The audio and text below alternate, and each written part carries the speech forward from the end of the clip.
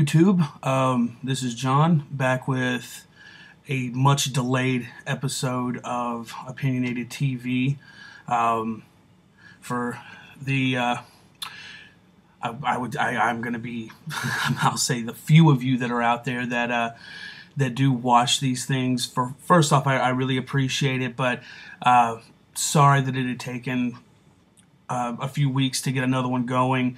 I've been pretty busy with work, which is always a good thing, especially in the current state of the United States of Obama. Being able to have fairly steady work is a good thing, but unfortunately it has taken away from me being able to do this. I won't say that I've been working 20, 30 out of 24 hours a day, but the work I've been doing, I've been able to keep up with the news, but finding the time to commentate on it has been a little bit problematic. For that reason, this episode and most of the following episodes are going to be kind of a mashup of the news for the week, or maybe the past 2 weeks, or however long it takes me to get to another episode. Rather than just focusing on one solid story, I do plan to do more of those in the future, when it warrants it, when there's something that really, inspires me to do an entire episode. But from here on out, I'm going to try to do kind of a mashup, a little bit of commentating and everything like that, and kind of keep it short and sweet. So, it's good to be back, and here we go. Two real big things happened this past week. The first one, it's 2012. It's the presidential election year, so I'll get to that. Santorum had dropped out a few weeks back, leaving the race all but, assured for Romney, which is fine. As most of you who watch this know, I support Mitt Romney. Cannot wait to be able to vote for him in November. I really think he's going to do a great job. But with Santorum dropping, it left Gingrich and Paul as his main competition. I guess I'll do what I can to inspire some hate from the Paulites out there. But we all know Ron Paul has not had a chance at this thing for quite some time.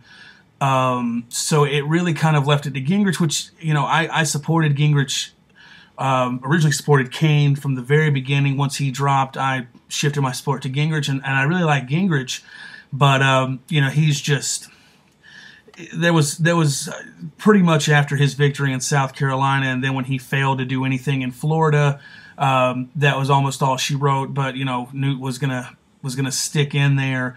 And because of that, it has put him in a dire financial situation, which, in my opinion, doesn't look really good, especially in this campaign when the Republican Party is going to have to run as the party who is going to handle monetary concerns in a responsible fashion.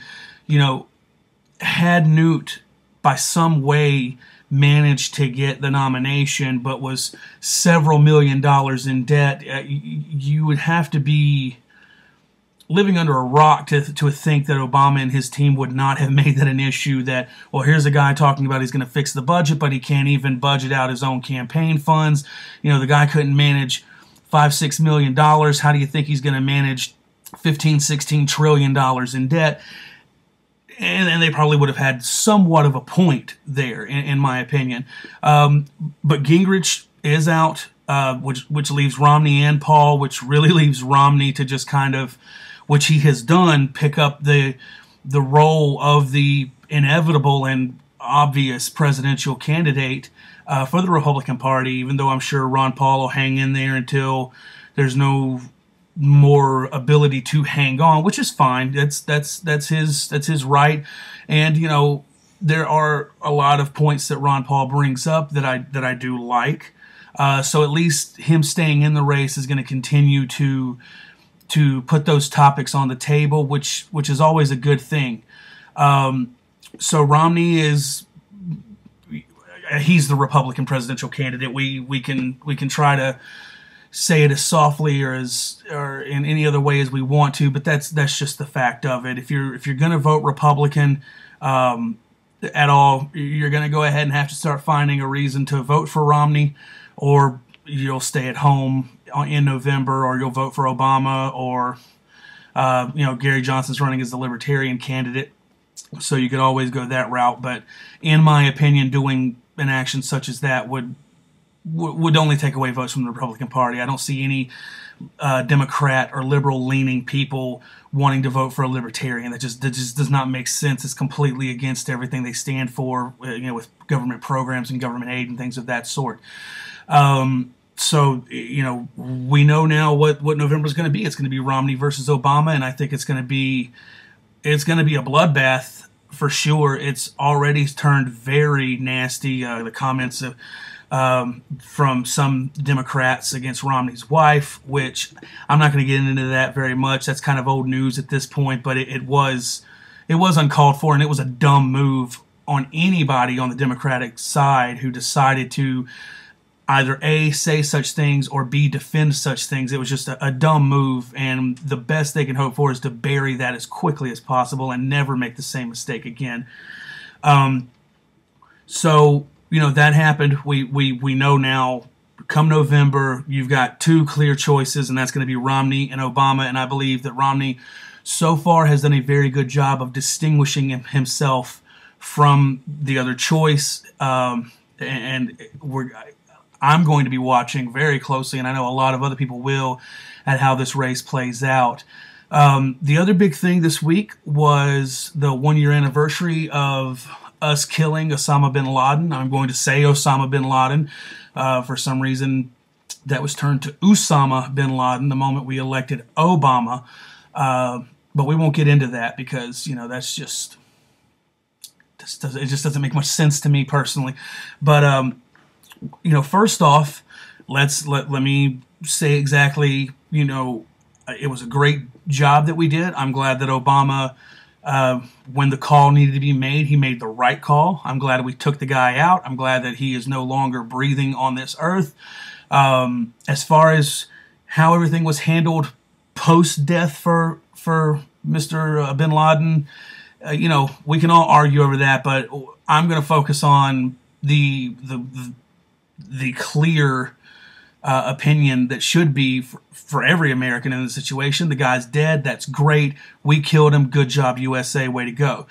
A lot of people have been talking this week because it seemed like Obama was kind of it doesn't, to me, it doesn't seem that way. To me, it is exactly that way, that he was trying to use this as a talking point to beef up his re-election campaign. He did a lot of televised appearances, from interviews, from NBC.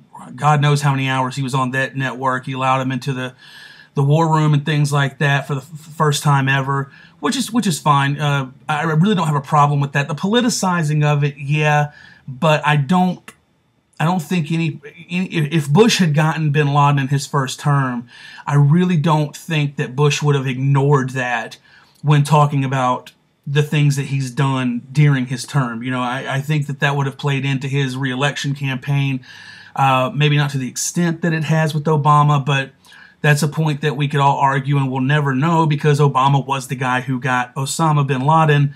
So that's the only example that we truthfully have to go off of. I was kind of annoyed at the fact that that they didn't really talk about the SEALs that much, except for when telling the story of SEAL Team 6 went in, did this and this.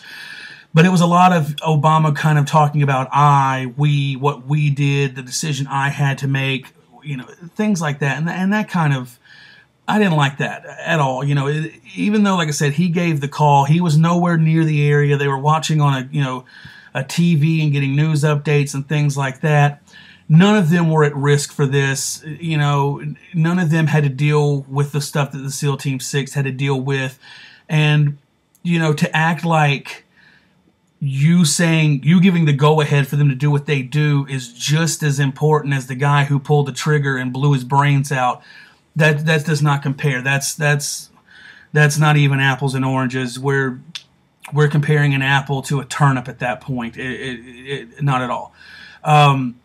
So I didn't like how that was handled, but like I said, at the same time, I'm not going to be naive enough to think that any other candidate may not have done roughly the same thing had they been in Obama's position. And certainly with some sinking poll numbers, I think a lot of people would have kind of done the same thing, maybe more to an extent, maybe less to an extent. But, like I said, on top of it all, I give the man credit for having the guts to give the right call on that. In my opinion, he's given a ton of wrong calls his entire presidency, and this was one area where he completely got it right. So I'm just happy as an American that we are celebrating the 1-year anniversary of Osama bin Laden's death. Another thing they don't talk about a lot, which if I was Obama, I would bring it up a lot. I can't remember the exact date, but I know it's got to be coming up in a few months. The 1-year anniversary of the death of AlAwlaki. This guy was just as big of an issue for the U.S., maybe more so than Osama bin Laden. Osama bin Laden organized the 9/11 attacks, but since then there hasn't been a lot going on from him and his sect specifically. Anwar did a lot to inspire Muslims from all over the world, including the U.S., into jihad and things of that nature. And he was more adept at using, our social media against us. And I don't think Osama had really too much to do with a lot of that. So I fully expect there to be a big, maybe not so much of a to-do about Anwar, but that, in my opinion, was just as important of a kill as Osama bin Laden. A few other things happened this week, mostly in the political realm. The Massachusetts Senate race has kind of taken off in a weird direction. You got Elizabeth Warren running against Scott Brown. Scott Brown, as you know, was the guy who took over that seat and enabled the supermajority, disabled the supermajority for the Democrats in the Senate. So it was a really big seat. Some people were worried about him losing that seat because some people have kind of, he's been in a lot of people's minds on the wrong side of some issues, and not really the conservative they were wanting. But he's been given a gift in a huge way when his competition, Elizabeth Warren, has been found out to have been filing herself as a Native American because she's 132 of a percentage of a Native American. And that's going to play a big problem with her. That really is, because if I was Scott Brown, I wouldn't let that go either. Me personally, I believe I'm roughly 1/16 Cherokee. I never once in my entire life have I thought about filing as a Native American. That's come on now. That's just common sense. But to be honest, I don't expect that too much from the Dems when it comes to trying to be elected. Common sense goes out the window. It's going to be all about class warfare, race warfare, any kind of division that they can placate on. And Warren was setting herself up as, I am this minority, I'm just like you, pandering in a disgusting manner, and also using it to her advantage, where she was listed, I believe, when she was in Harvard, she was listed as a Native American. So, come on now. I mean, find some pictures of this lady online. There's nothing Native American about her whatsoever. Nothing at all, except for the rhetoric that she has spewed to try to portray herself as such. Unemployment is now at 8.1%, which we all know is kind of fictitious because of the millions of people that they don't even count. It's in my age bracket, I'm 27, so there's almost a 20% unemployment rate in our group. There's roughly 1 in 4 to 1 in 3 African American youth are not employed. So it's coming down. That's great. It's always good for it to be coming down, but this is just going at such a slow pace. As the Southern saying goes, it's like watching molasses roll down a hill. It's just taking forever for anything to happen. And, really, a few, a few small percentage points or halves of percentage points at a time isn't going to do it. And you know, they can have the number aired all they want to, but the American people are having to live in the employment environment that has been given to us, and none of us feel like only 8% of us are unemployed.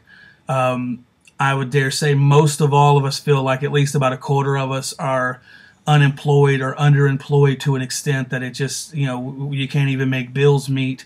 For some reason, the idea of having maybe $100 or $200 extra at the end of the month feels like you've won the lottery. That's a terrible America. That's not the way America's supposed to be.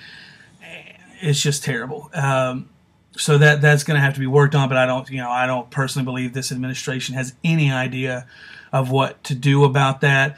Any decrease in the unemployment cannot be directly attributed to stimulus and things of that nature, considering so many projects that were given stimulus have now went under. Pretty much all of the green, job investments that were made with the stimulus that went belly up and just made a few people rich in the process. So that number is gonna keep being a big problem for the Obama administration heading into the election. So that's about it for me this week. Of course, there's always tons of stories I wish I could touch base on, but my goal is to kind of make these things a little bit quicker and to cover a few more different things. It is my hope and my plan to be back with you next weekend. Once again, I appreciate everyone who stopped by, looked at the videos I've done, left some comments. Even if you were using the comment section to belittle or degrade me, that's fine. You at least had to supply me a view while you did that, and I appreciate you for that. Once again, sorry it has taken so long. I am John. I am opinionated, and we will see you next time, YouTube. Thank you again.